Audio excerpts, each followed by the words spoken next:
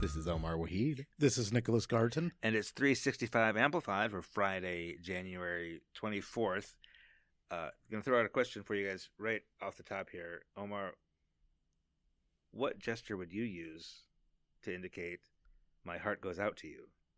I personally would do something like grabbing my heart and then gesturing outwards, kind of in like a giving manner, or maybe my heart goes out to you, kind of bring it in.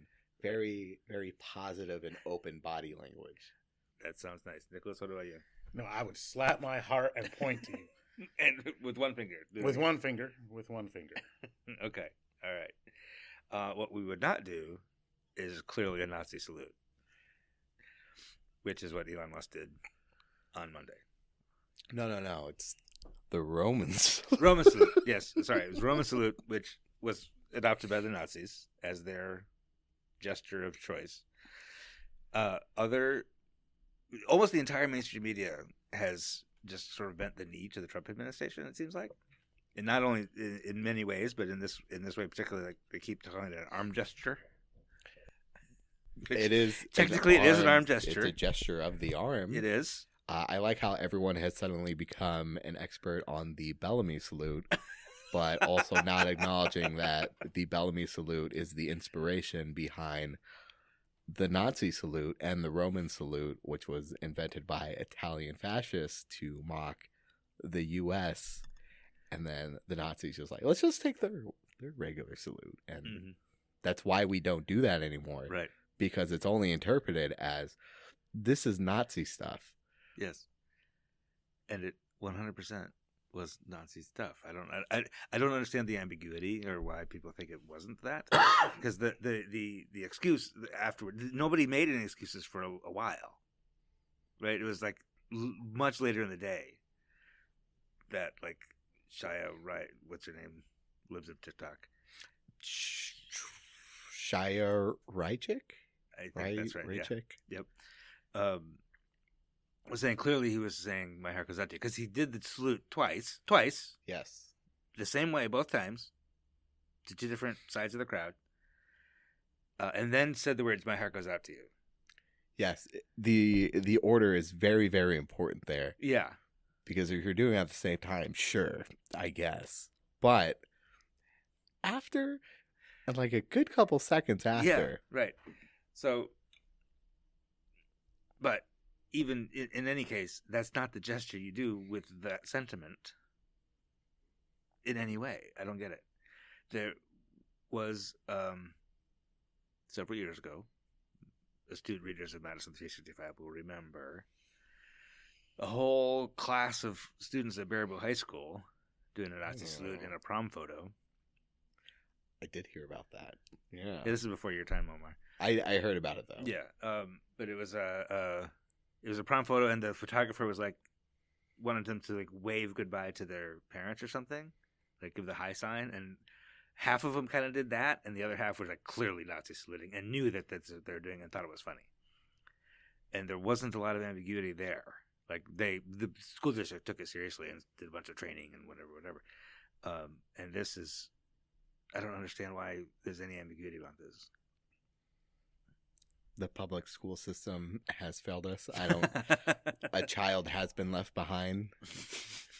Children have been left behind. I had a conversation with a white child about this very topic, asking me what was the Nazi salute, and furthermore, who were the Nazis, and were they bad or were they good? And I was like, they were bad and evil, and that you and your generation have to stand against their resurgence through Trump and Elon Musk. And of course he was doing the Nazi salute. I don't know why there's any ambiguity about it. Has he even said he wasn't? I don't think he has. I haven't seen any. I don't follow him anymore. Well, even if he did say he hasn't, he was doing it. So, like, who cares if he says he had? Like, why are people like, what did he mean? Like, this isn't like a diss in a rap song, like, where we're just wondering who they were talking about. Like, you know what the dude was doing. Yeah. So the child asked if the Nazis were good or bad? Yes, and I was like, they were the most evil thing the world's ever known, and our grandparents' generation fought to rid the world of them, and did, and they need to not come back.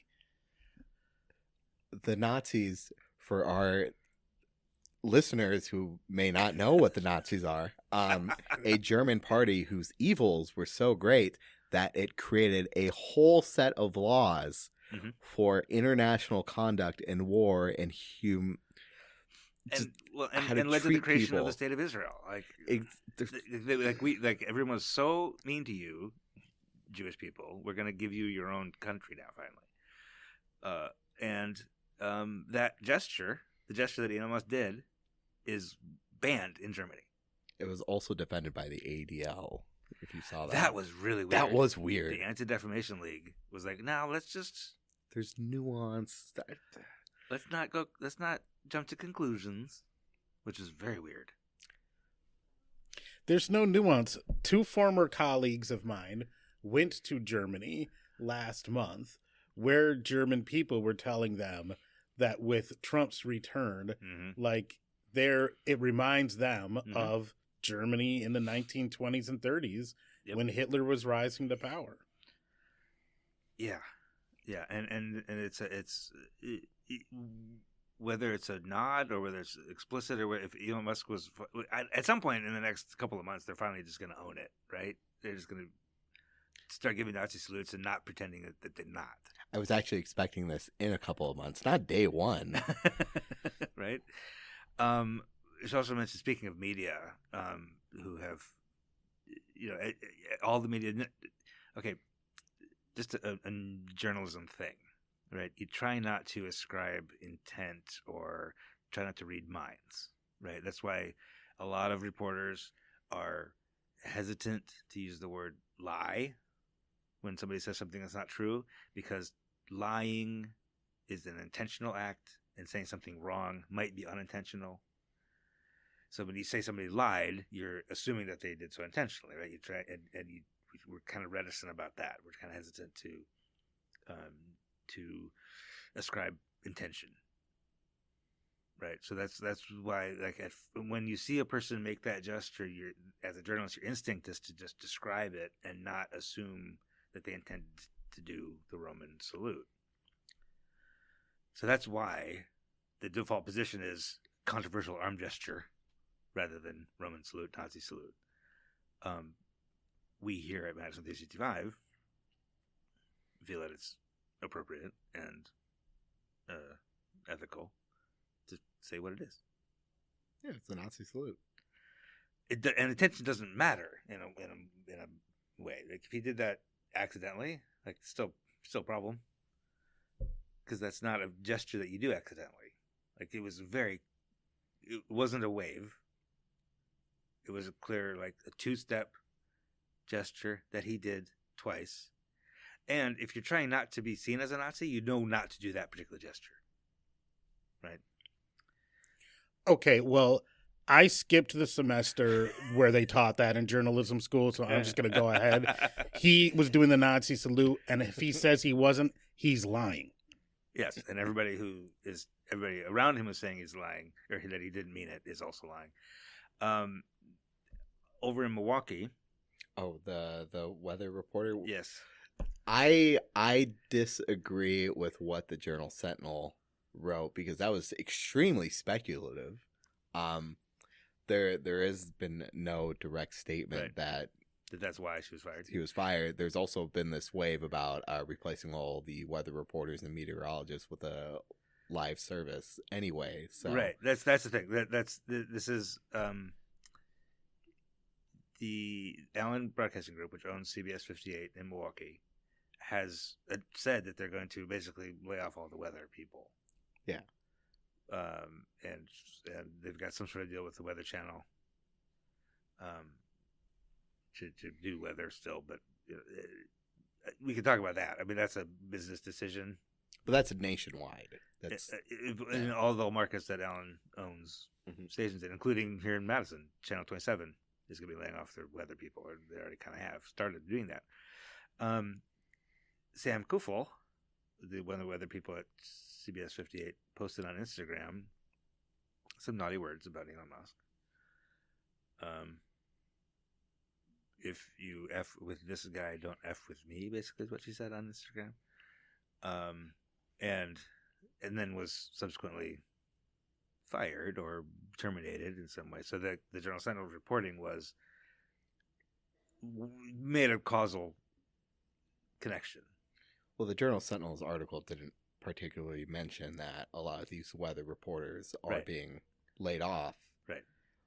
So they ascribe the entire thing to that, which is, again, extremely speculative. Yeah. I don't like that article. Yeah. So it might be because it could be, but again, nothing confirmed. Right. Or it could be that they use that as an excuse to fire her before they were going to before and without severance or something like that. I don't know. But in any case, that has sparked a lot of conversation on the social media as well.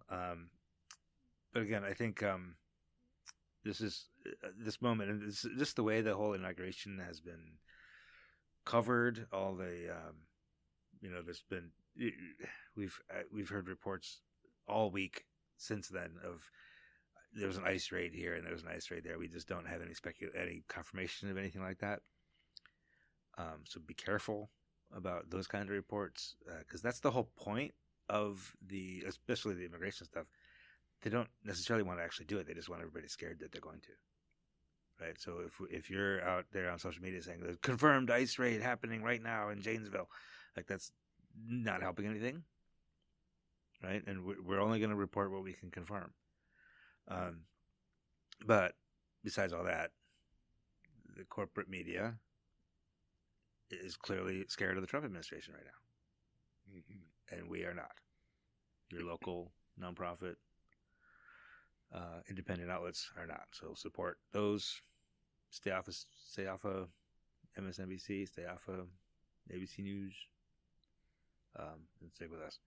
The other thing that is concerning to me that I'll just throw out there along these lines is this executive order that basically ends birthright citizenship, right? And this leads to journalism in that the courts are almost certainly going to strike that down quickly. 22 states, including Wisconsin, have sued already to invalidate that executive order. Because the 14th Amendment is clear. If you're born in the United States and subject to the jurisdiction of the United States, you're a citizen. End of story. And Trump is saying, no, that's not true anymore. However, I don't trust the courts 100%, especially the courts that have been built by Donald Trump. So if these courts validate that executive order, what amendment can he decide to invalidate next? I'm very confused about what ending birthright citizenship means for me, because my dad is Pakistani, but my mom is half white and half black from California. So what does that mean? What happens? I'm not going to Pakistan. The way it's written is it's a little bit ambiguous, right? It's confusing, and that's the whole point. They want you to be scared. They want you to be worried that maybe your citizenship might be invalidated somehow. What they're saying right now is it's only for people who aren't born yet. It's like going forward. But come on. But like specifically Hispanic people who aren't born yet, right? I mean, I think that's where we're going idea. with this, right? Yeah. I don't think a bunch of like Norwegians are going to be deported. Or even me, because, like, let's be honest here, Donald, I mean, you guys brought me here and then took up arms when someone tried to take me away from your plantation. So let's skip any rhetoric but that amendment does exist. Yeah. In a large part, if not completely, because they had to figure out what to do with all of these black people who had now been slave traded over from Africa. So are they Africans? Are they Americans? Right. And thus we just said, no, they're African Americans. And if you were born here, then you're American. Yeah. And that's how it went. And so now we're not trying to do the same for, for populations from South America. Right. I mean, They are American. They're South American. Sure. But There you also go. the citizens of the United States if they were born in the United States. But, like you say, there are questions. And how far back can it go? You know, like, what if an adult person has children, and that adult person was born in the United States, but that adult person's parents were undocumented at some point? Can you revoke? How many generations back can we revoke citizenship? Well, then, I mean, that's every single person Exactly. in Ideally, this country. Yeah. Well, yeah. Unless, yeah. Unless you're Ho Chunk, basically, that's going to be this whole region. Like, Yeah. In any case, but it's absurd. And like I said, that the 14th Amendment is clear. The Constitution is clear. I kind of trust that the federal courts will say no. The Constitution is clear.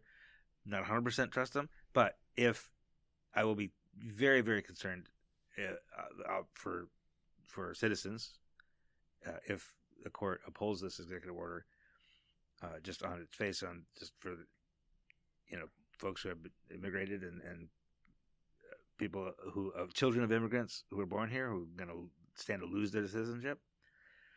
But also, what amendment's next? Is the First Amendment next? Is there going to be an executive order trying to invalidate the First Amendment or the Second?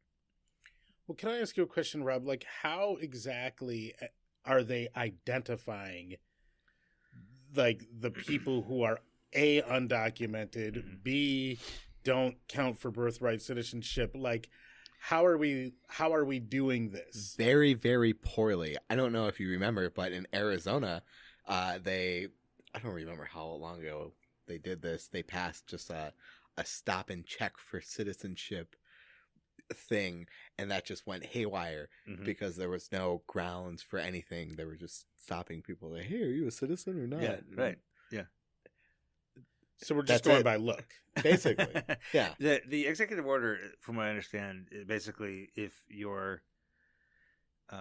either of your parents were undocumented or on a work visa, any sort of temporary, even if they're legal, but it was temporary. TPS, work visas, that kind of thing. This is my understanding. I might be a little bit off on this, but if either one of your parents, not both, let's say either one of your parents is undocumented or legal but temporary, you're not a citizen. So isn't this, though, a lack of equal protection under the law? Because my former colleague, who is Canadian, was undocumented in this country while working for 25 years at a news outlet. But because he's white and Canadian, you just assume he's American. But listen, if I'm undocumented from Scotland or I'm undocumented from Honduras, it's still just as illegal to be undocumented from that white country as it is to be undocumented from that brown country. Right. And the executive order doesn't distinguish. And what I guess the result would be if that Scottish undocumented person or the Canadian undocumented person had a child in the United States, they would not be a citizen. But how is that enforced? What's the enforcement mechanism? Oh, no. ICE comes grabbing that white kid from Maple Bluff, kicking and screaming, that is going to go away. Right, exactly. Round up the Canadians. They've been here too long. They're stealing all the jobs. I agree with that. All right. So anyway, didn't mean to talk about Trump for 20 minutes, but it's what's on everybody's mind. Everybody's a little worried and concerned, and that's how they want you. So be informed. Don't be afraid. We're going to turn the corner a little bit. We're going to briefly update on the charter school story, right? We talked last week, Nicholas, about the proposed Forward Career and College Academy. There's a charter high school that's been proposed that'll get a vote in the Madison Metro School Board next month. And we now have a time and place for the information meeting. Yes, it will be at 6:00 at the Doyle building, the Doyle Administrative Building, which is, sort of downtownish.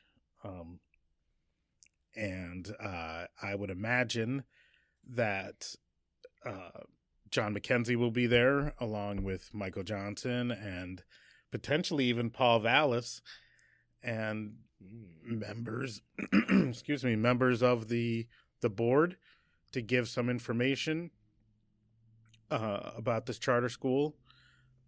It does sound like they are asking to be part of MMSD.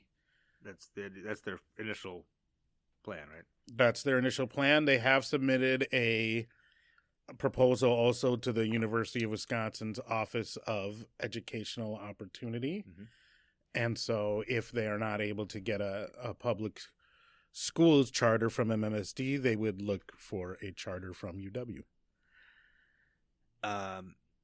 It's contentious, and it will be for a while. And your piece will link to Nicholas's article about this. It was right down the middle, very nicely done in terms of capturing both why they're trying to do it and why some people are skeptical. So it'll be interesting to see what and Ollie Muldrow from the school board, and I would imagine other school board members feel the same way, that informational meeting is going to be important, right? For the proponents of the school to make their case. That's what she told me. She said that this meeting on Monday is going to be key for them to know sort of where the public is, what people think and feel about if Madison needs an additional school, or if we just need to continue to use the resources that we've currently got, and also maybe bolster those resources. Bolster the resources. Not everybody's on board with this charter school, although some are contending that I did not quote them properly in my article, but they far from said to me that I love this school, I love this idea, and I support it wholeheartedly. And so any ambiguity it sounded like I attributed to you was from your own voice on the phone with me. Yep. And I think that's really important because, as we move forward, there's, as you said, Rob, there's going to be contention. There's race, there's politics, there's money, there's privilege, there's all those things, all of Madison's favorite topics. And so we will see. And we'll continue to follow and keep everybody informed. Speaking of education, this is not a great segue, but Governor Tony Evers, Wednesday night, delivered his State of the State address, where he also laid out a bunch of budget priorities that we will expect to see in the next biennial budget. He has declared 2025 the year of the kid. Not sold on the branding. I think they could have workshopped that name a little bit more. Year of the child maybe sounds a little better. I don't know. He's leaning into his folksiness, and he's like, "Hey, folks, how about the kids?" So anyway, but in the year of the kid, a couple of the specific proposals include something we talk about on this podcast every time we get an opportunity, which is to say during the pandemic, it was shown how very easily you can just feed kids at school. Yes, and for little to no money. Yeah, it's for as much time and money and effort is spent in the administration of the free and reduced cost lunch program, you can just take that money and just buy food for kids instead of trying to decide who deserves free food. Just give them all free food. It's not that difficult. And they did it for like 2.5 years during the pandemic, and it was fine. And so the reason you're not doing that is because you don't want to, right? Because you want to teach kids a lesson about there's no such thing as a free lunch. Yeah, there's a free lunch at school for a lot of kids. There should be a free lunch at school. It's school. It's public school. And you're making kids be there. Feed them so that they can learn and not have and we don't have to worry about school lunch debt. The fact that there's such a thing as school lunch debt, that we have to keep doing fundraisers to retire school lunch debt, that is just absurd in this day and age. Prevent students from graduating because they have school lunch debt? That's insane. Yeah. Because you wanted to eat lunch, now you can't graduate? That's and you couldn't afford the $2 a day or whatever it is, but just anyway, the governor has proposed providing lunch for kids at school. Yes. Which is a reasonable thing to propose, and which will definitely not pass the legislature. But he's putting it in the budget, so that could be one of the things that they get sort of negotiated over that actually ends up staying in or coming out. It's hard to say. But there was another thing that you were looking into, right, Omar? Yes. Part of the same program, the free lunch program, is called Healthy Meals, Healthy Kids. But also they want to address lead in water. That's still a thing. It's going on forever. It just seems like we can never fix that problem. Yeah. Part of this announcement is Governor Evers wants to lower the threshold of how much lead is allowed to be in waters from 5 milligrams to 3.5. I don't know what that means. I don't know how big of a threshold that matters. I know all lead in your body is not good. Yeah.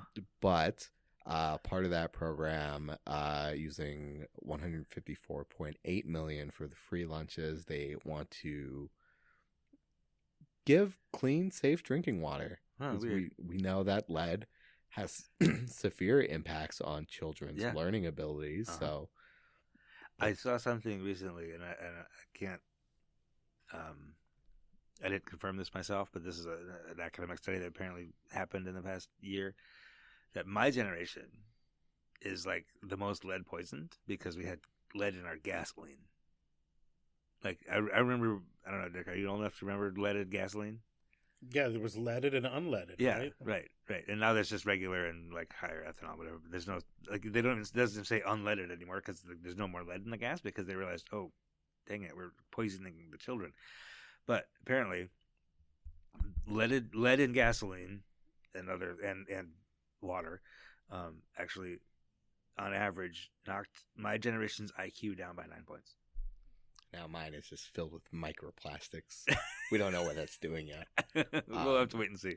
I'm excited to find out. I could have been even smarter, you guys. So anyway, the idea of lowering the thresholds for lead, probably not a bad idea.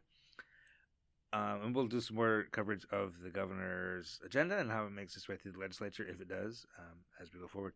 Last thing before we take a break is yesterday, Wednesday, the University of Wisconsin announced that it has removed its chief diversity officer because what they say is there was some financial mismanagement. The reason we know about the financial mismanagement is that the legislature has been going after DEI at the University of Wisconsin, and there's a legislative audit bureau audit of DDEA, which is the Division of Diversity, Equity, and Educational Achievement, which is Dr. LeVar Charleston was the director of that division. There was an assistant vice chancellor, I guess, of that leading that division, which is over 100 people. It's a big department, handles a lot of scholarships and a lot of DEI type programs at the university. It is what they said. What Dr. Jennifer Mnuchin, the chancellor, said on Wednesday was, "We're still committed to DEI. We're not. This won't change any programs or any. Students won't notice the day-to-day. Staff won't even notice the day-to-day change. But the provost, Dr. Charles Isbell, is going to be interim director of DDEA. They're just sort of putting it under him for now until they can find a replacement.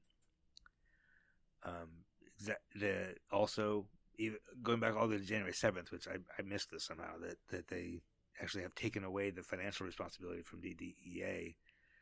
So DDEA no longer has control over its own finances. That's all going through the Vice Chancellor of Financial Affairs now. Oh. Since January 7th. So, obviously they've known about this. So, basically, Legislative Audit Bureau did this audit, led to an internal review, which led to the conclusion that money was being mismanaged. And Dr. Charleston is now reverting to his backup position, which I didn't know this was a thing either, that administrators apparently have a backup position because they can't fire him. So, now he's a clinical professor in the Department of Education and Policy Analysis. What did he mismanage the funds on? Did they say? No, they haven't said publicly. I think that'll come out. I think that we're expecting the Legislative Audit Bureau report any day now. So I'd imagine that'll have a lot of that. So the point is, this isn't the fact that this happened on the same day that the Trump administration put every DEI staffer in the federal government on leave. Just a coincidence. I say, for all the reasons to remove LeVar Charleston from his position, sure, let's go with that one. I, as a recent UW-Madison graduate who has covered all of the racial-orientated protests, have never been quite the fan of LeVar Charleston. Why not? Most of the students aren't either. He has a very two-sided approach and takes the POC figurehead apologist role for any time the university does anything bad. Oh, I see. So that's the students weren't a fan of him. To my knowledge, most of the administration wasn't. So whatever reason, sure, I guess. He's only been there 3 years. This is not a real long tenure, so he wasn't even there pre-2020. So we'll see what happens next. It'll be interesting to see.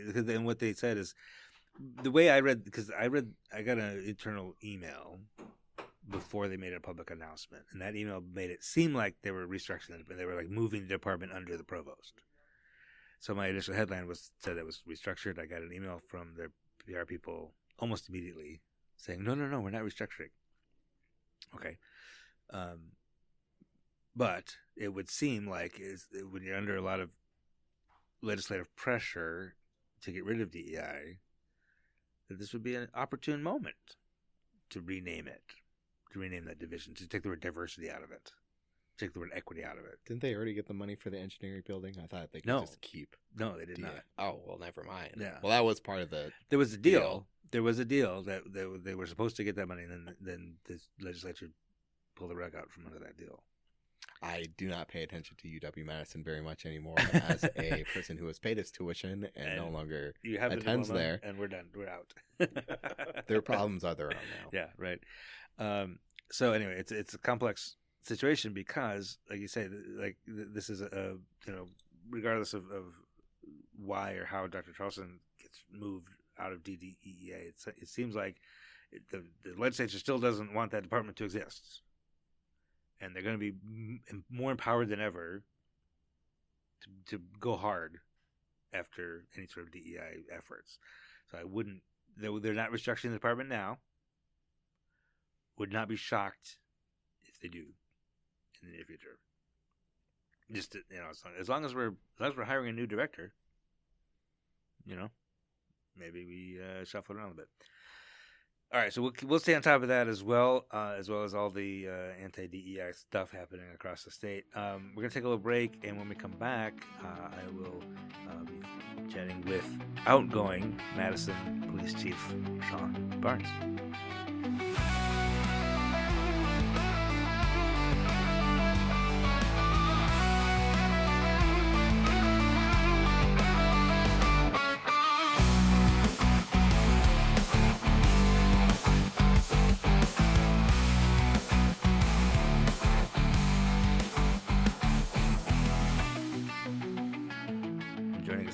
Madison Police Chief Shon Barnes, who's on his way to Seattle. Congratulations on the new job, first of all. Thanks, sir. How you feeling today? Feeling good. It's been a good day. Looking back, you've been here about 4 years in Madison. What are your highlights for Madison? What are your accomplishments you're most proud of? Yeah, I think one of the things that we're most proud of is, when I did my interview with the PFC and it was public facing, we talked about reducing crime. We talked about improving relationships with the community, and we talked about the employee wellness and safety of our officers. And I think we've done that. We're seeing some of the lowest crime numbers that we've had in certain categories in over a decade. Mm-hmm. We're talking about a community where we believe we have some trust. There's still some more work to do there, but I feel really good about that, where we are with community trust and community partnerships, actually, as a metric.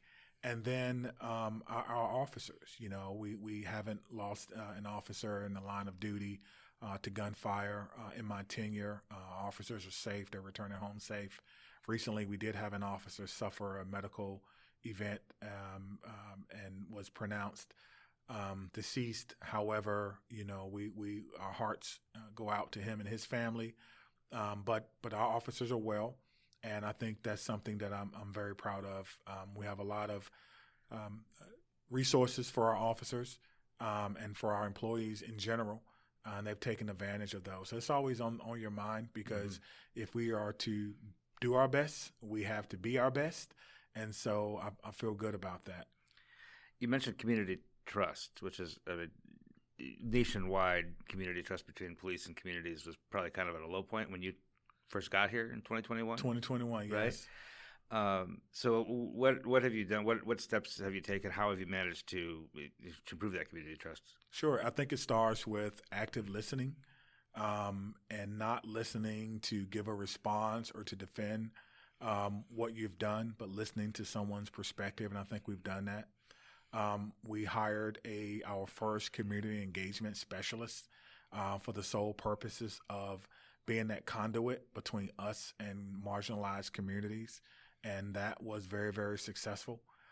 We expanded our community outreach section by applying for and receiving a grant to hire 6 officers, and those officers work specifically in each district, setting up programs for officers and people in our community.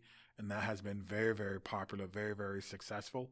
And it's about proximity, making sure that we can provide opportunities for our officers and employees to be in the community, to talk to people, to meet them where they are, and to show this amazing community who we actually are as human beings, and not just simply as people who wear the uniform. So being in communities, not to police those communities necessarily, but to engage with them. Absolutely, because if you don't provide those opportunities for officers to engage, what happens is they go into communities when there's a call for service. But communities are much more than that. There's all kind of great things going on, I think, in communities. And so what I wanted to do as a police chief is make sure I have those opportunities for them where they could check out a service, or they could come in on an off day and work, or they can sign up to do a community engagement activity and connect with our community. The other thing that I think was intended to lead toward greater trust is on the civilian side of the government, the Civilian Oversight Board, the Office of the Independent Monitor. It's been kind of slow getting up and running, it feels like. And there was a meeting last week that was a little contentious. But what's your view of that process and how you've interacted with the mayor's office and with that independent monitor? So I think the Office of the Independent Monitor and the Independent Monitor, they were on a great path. I think they were showing some promise, and then they decided to hire a data analyst. And what happened was they switched their focus from actually taking complaints and investigating or creating an investigative process, which to my knowledge, there is not an investigative process to determine whether or not your complaint is valid or not, to asking for data from the police department so you can find a problem. They are a hammer looking for a nail, and they probably pose one of the greatest threats to the trust and legitimacy that we have built up between the police department and the community. You cannot be biased and be an independent person. It's two different things. You cannot say you're the Office of the Independent Monitor and yet you hire people who go on social media and give their opinions about the police, who are on record with how they feel about the police, and who are asking for data and fishing through research papers to find a methodology that you think will give you the answer that you want so that you can, again, create some kind of sanction or punishment for the police department. I will tell you there are disparities in policing in every police department. So you don't need to try to prove that. We know that. I can tell you that there are things that we wish we could do, but the law won't allow us to do that. There are times where we wish we could walk away and let people go about their business, but the law won't allow us to do that. There are times where we wish we could, have other third party or whoever it is intervene, but the law won't allow us to do that because we still have to think about the privacy of people, even when they are suspects.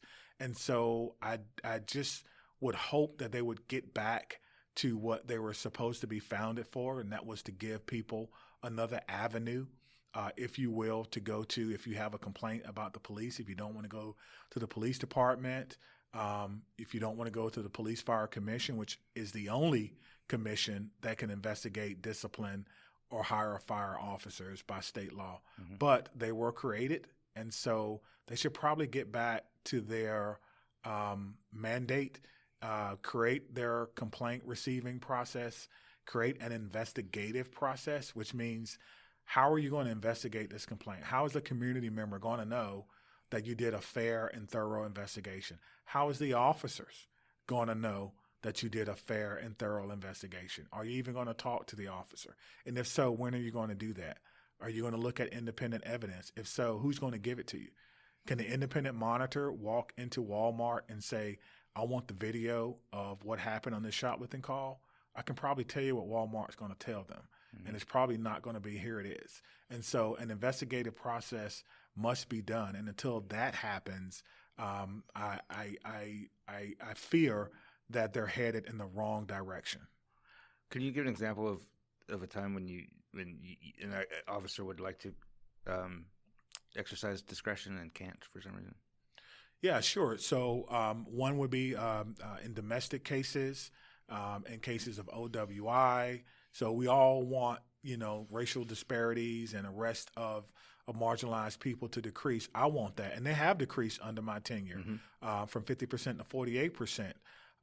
But the law will not allow us. If you have a warrant for your arrest, you're a nice person, but unfortunately, I have to serve that paper. Mm-hmm. And so there are discretionary arrests and there's non-discretionary arrests. And the problem is we don't disaggregate those. And so when you're looking mm-hmm. at these disparities that the analyst is talking about over and over and over again, my question for you is, did you disaggregate for things that we have no discretion about whether or not we do or not? Is there anything to be said for? I'm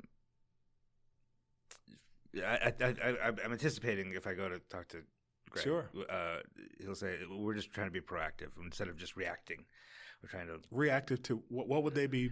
What would they be reacting to? What would they be proactive for? I'm trying to figure out like this crystal ball that they have. Like I'm trying to figure out what that is. We have some very, very good policies here in the police department, and so far they've kept us safe. They've kept the community members safe, and anything could happen on any single day.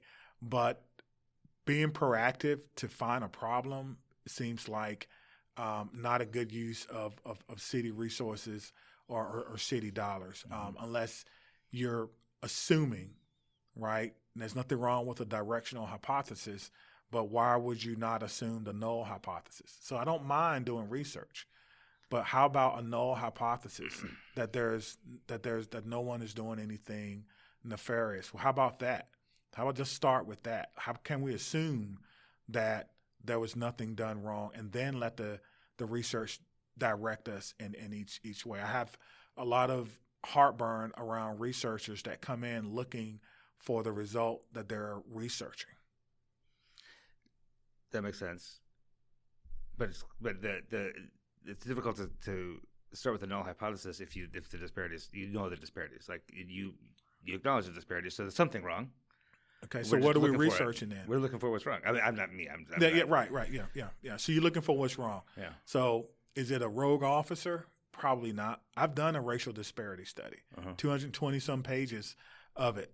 Like, what is it? So you have to be a little bit more specific about it. Right. Most of the time, people will tell you that, it's cops who are mean to people, or it's cops who have something, their heart is, stone, and it's usually more complicated than that. It's systemic, but it's more than an individual incident. Yeah. Systemic meaning there's a myriad of reasons why this may be the issue. right? Mm-hmm. So could it be that the lay of the land causes people to speed a little bit higher, right? Yeah. Could it be that there's a section of East Wash that's on Yeah. a hill, and trust me, I'm from the country. Mm-hmm. I've seen state troopers literally hiding in cornfields because they know. Mm-hmm. Take a ride down I-90 and go east towards Chicago, I believe. Mm-hmm. You're going to see state troopers parked out there, right? Right. Are they parked at the top of the hill or at the bottom of it? Right. So is the hill contributing to the disparity, or is the placement of the cop Mm-hmm. contributing to it, right? And so that is what's more difficult. And so, you have to be careful when you're alleging that people are intentionally coming to work to harm other people. Mm-hmm. Let's dig a little bit deeper Mm-hmm. and let's work together. I think if they would get beyond their own biases, you would see that you have a department that'll give you whatever you want, that is just as dedicated to figuring out why disparities exist than anyone else, because the officers want to do meaningful work. Mm-hmm. And if you can help them do meaningful work, you get all the cooperation that you want. But when you're coming in and you are alleging that people have something in their heart that's not good, you're going to get pushback from people, and probably rightfully so. So you think it would be all right, or preferable, or even positive if there was a process by which a person could feel that they were mistreated by the police, could go to this, and then they could go to the monitor's office or whoever, and they would launch an investigation. You would presumably cooperate. The police department would cooperate, and root out that specific incident. But with that, and then whatever the conclusion is, right? And then how would that address larger so issues, it policy issues, right. systemic issues? Yeah, so you would have to see what the findings were. Did the officer do something that was in policy, but it created a disparate outcome? If so, let's look at that. For example, one of the things that I changed when I was here is that I changed the marijuana search policy. And so officers no longer can search cars based on the smell of marijuana and the fact that this car was in a high crime area. That's something that police officers do probably all over the country. Yeah, but we don't do that in Madison. And I changed that over a year ago. But I didn't feel the need, to announce it, on the radio. Yeah, right. It's just something that I saw, and we changed that. So, police chiefs, they have a job to do, and we have to trust that they're going to do the job and that they're going to do the right thing. Changing gears a little bit, Sure. when you first arrived, you talked like Madison you wanted to stay here for a long time. You really seemed to fit in well. And then since then, you've been a finalist in Chicago, and now you're headed to Seattle. Was there a time when you're like, actually, maybe Madison? I was a finalist for Chicago because that was a job that had always been on my radar. Sure. And my family's there. And the job in Seattle really, really spoke to me when I read the solicitation, when I saw where the department was and the great things they were doing. I saw the mayor's commitment to public safety and the support that he had pledged for the next police chief.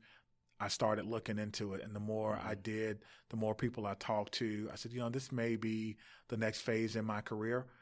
Being a police chief for 4 years is a long time. And if you walk in these shoes and you spend these 12-hour days and these nights and weekends, you will realize it's a long time. This is not a 40-hour a week job, and so 4 years is a long time. But I'm so grateful for the opportunity. I'm not leaving because there's something wrong or because I don't value my job or the blessing that I believe God has bestowed upon me.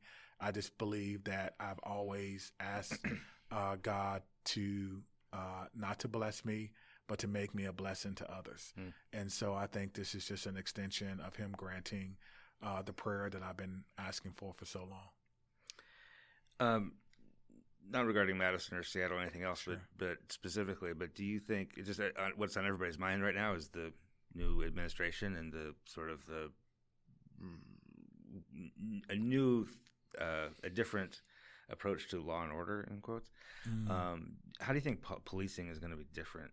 Is it going to be any different under the Trump administration? Well, policing is highly local, and most of the time federal The federal government really doesn't have a say in how you police, and I think that makes a lot of sense. Now, if you're doing something wrong, obviously, Sure. we'll kick in due process and we'll make sure that the federal government, they have levied sanction on folks. You have departments that have been sued by the federal government, that type of thing. Sure.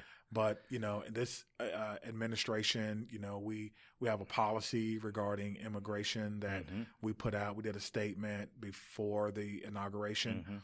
We've met with community members, both publicly and privately, from all walks of the sphere, from our African community members, from our Hispanic community members, just talking about our stance and where that has been. We met with the local special agent in charge, if you will, for ICE, and he hasn't indicated that he's under any new orders to do anything different than fugitive recovery. Got it. And do you think, is Seattle going to have, are they similarly, it seems like they would be similarly aligned, that the Seattle won't want the police department. Yeah, I'm positive that, in fact, I believe it's state law in Oh, you're right. Washington. Yes, it is. Yes, that's true. Looking ahead now, what should Madison look for in its next police chief? They should look for someone that's innovative, someone that's truly community oriented, someone that understands that this is not an 8-to-5 job, someone that understands that there's varying opinions about public safety in Madison, but at the end of the day, the final decision rests with he, she, or they, and understanding that this job really requires someone with a tremendous amount of empathy and being able to actually listen to other perspectives, and someone that's willing to establish trust by listening to people, by making sure that they're heard. You have to be accessible. I think that's one of the things that I love the most about this job is I made myself accessible, and there were people who could talk to me who could never imagine talking to the chief of police about their problem. And I think that's one of the things that helped us garner communication or cooperation with the community. I'll also say it needs to have a strong leader, because there are people who support the police department vehemently, but they often will have opinions that's going to be different from you. They're going to want you to fight fights that, quite frankly, would be done ceremoniously. And I get that. But my job, I've always seen my job as to negotiate for the success of the department. That's really what I want. And it was never about me. It was never about my ego. If that were the case, I would have just been fighting from day one, right? But if I have to let go of a little bit of my ego for the benefit of the men and women in this department and for the community, I'll do that. And I think it takes someone that needs to be strong but also flexible. What advice would you give your successor? The advice I would give to my successor is find a confidant that you can talk to, and then find a mentor that you can bounce things off of, and build and create your team as quickly as possible with people who understand your vision, who are dedicated to your vision, not to you, and who share the same principles that you share. Chief Barnes, appreciate your time. Best of luck in sir. Seattle. Thank you. Appreciate it.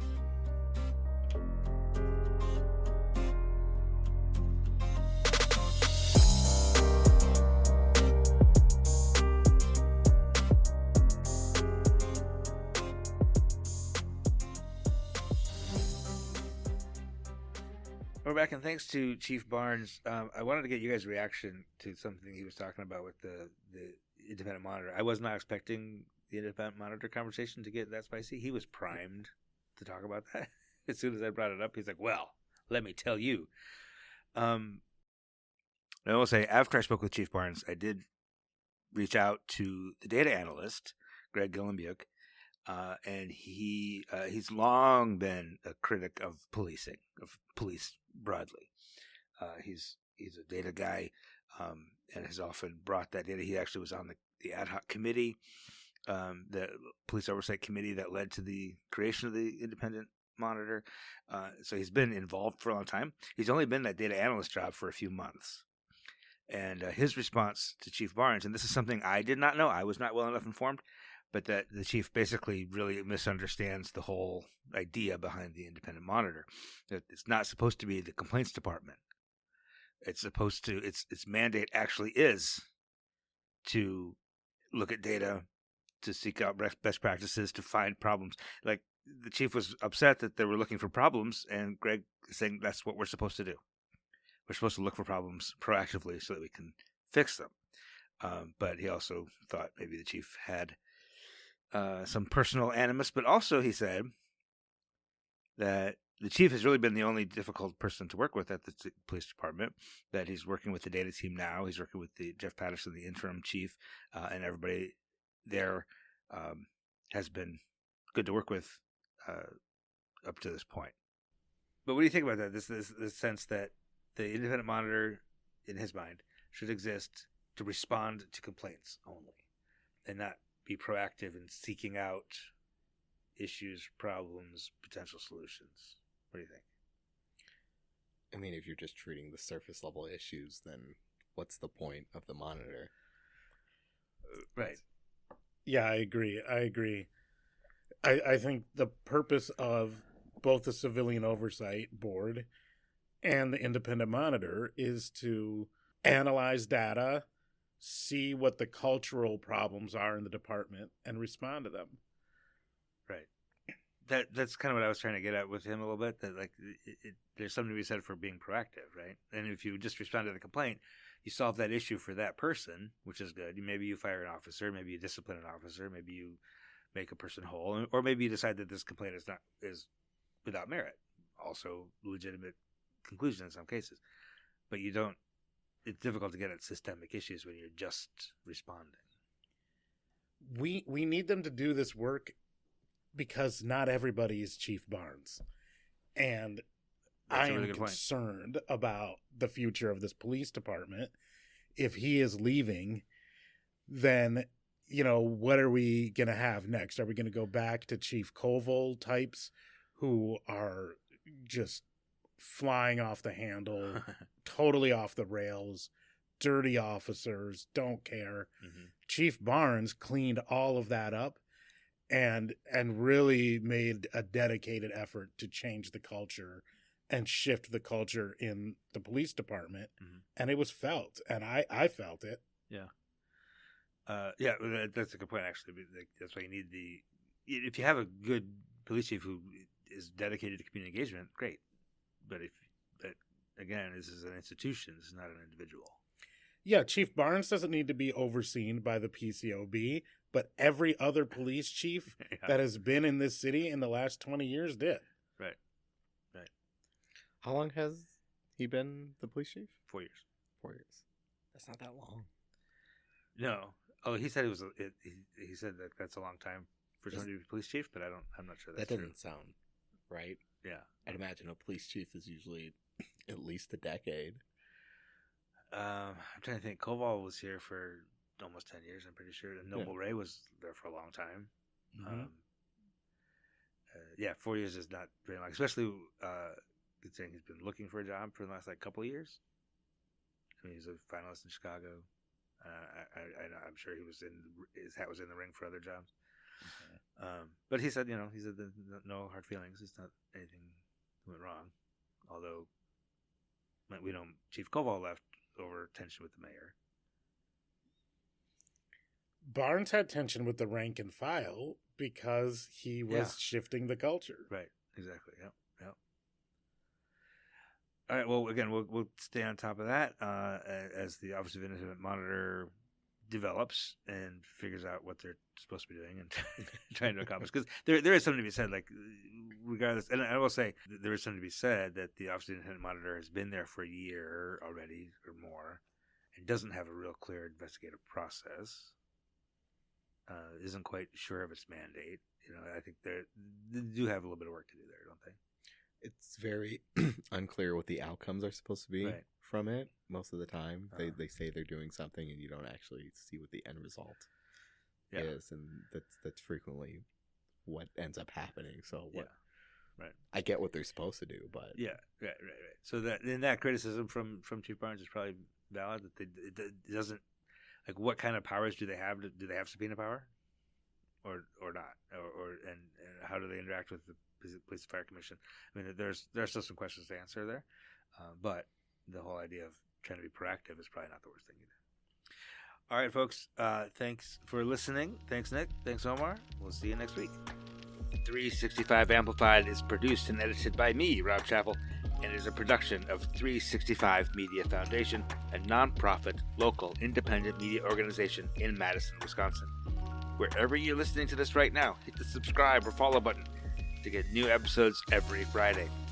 And between episodes, get your latest news at madison365.org and follow us on Blue Sky, Facebook, Instagram, LinkedIn, and Threads. Wherever you get your news, we'll be there.